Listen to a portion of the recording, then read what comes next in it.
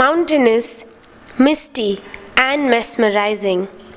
The Scotland of India, Coorg, officially known as Kodagu, is located amidst hills with a perpetually cloudy landscape, lush forests, acres and acres of coffee and tea plantations, and other breathtaking views. Coorg is a hill station in Karnataka that is rich in nature and culture.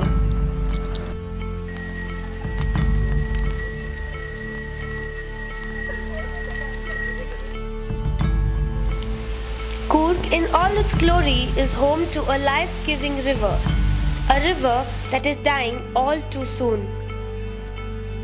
Kaveri is the primary source of water for Karnataka, and it also supports life in Tamil Nadu, Kerala and Puducherry, and then finally pours into the Bay of Bengal to complete its endless journey. Its waters harbour numerous coffee plantations and 3 wildlife sanctuaries: Brahmagiri,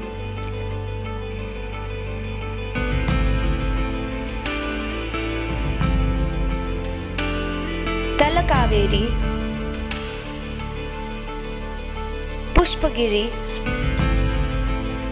and also the Nagarholi National Park.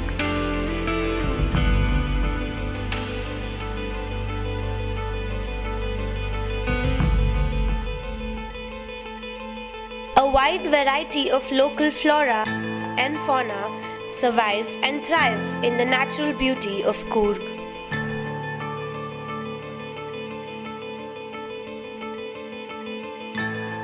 The Western Ghats, which Coorg is part of, has been declared a UNESCO World Heritage Site.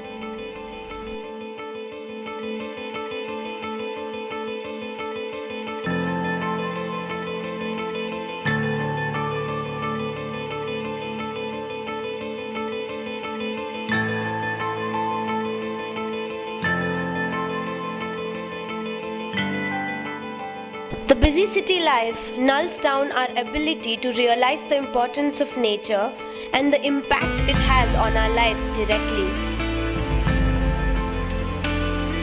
Caught in the midst of utter chaos, we don't see what's coming. The water struggle which people of Coorg are battling for could well be ours.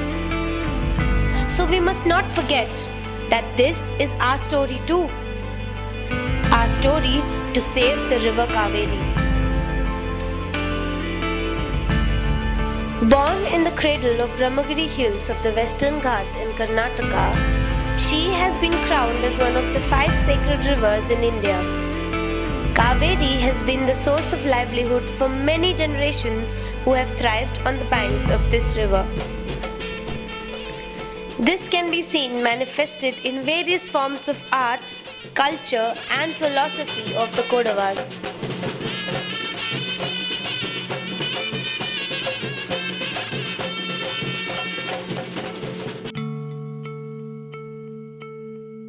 Trees, as we know, are the most important stabilizers of our ecosystem.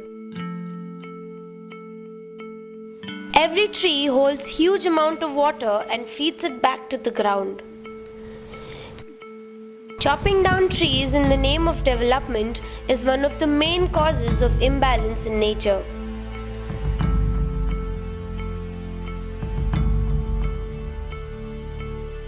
Recently, a high-tension line was placed through the Brahmagiri forest in Kodagu to Calicut in Kerala, which saw the felling of 55,000 trees. The government has acquired a lot of land for the power line. And actually the first is like when they started the work, all the first and foremost thing is all the wild animals got distracted, like especially the elephants, because of the heavy movement of the machineries and huge sound falling of trees.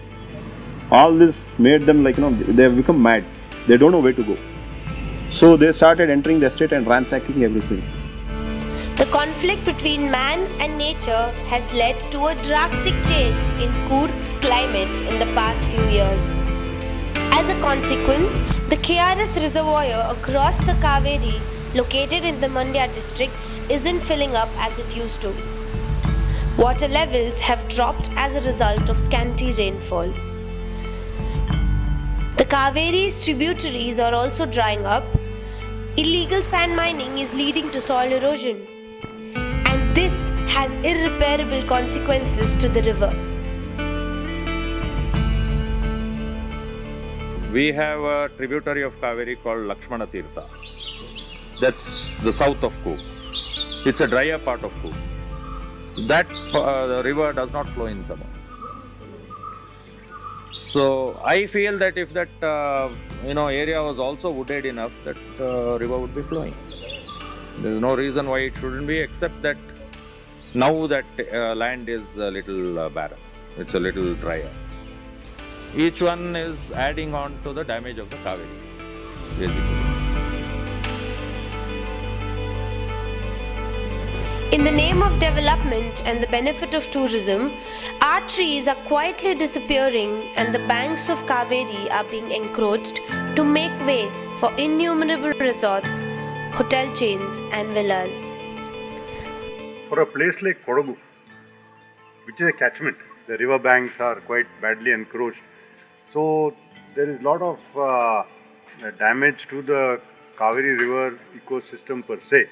And we hope at least we can stabilize and prevent further degradation. This unsustainable development doesn't end here.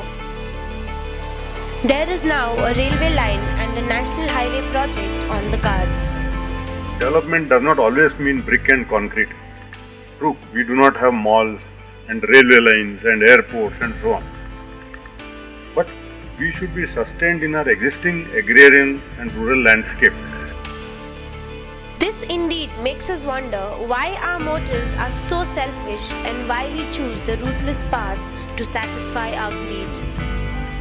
As Mahatma Gandhi rightly once quoted, "The world has enough for everyone's need, but not for everyone's greed."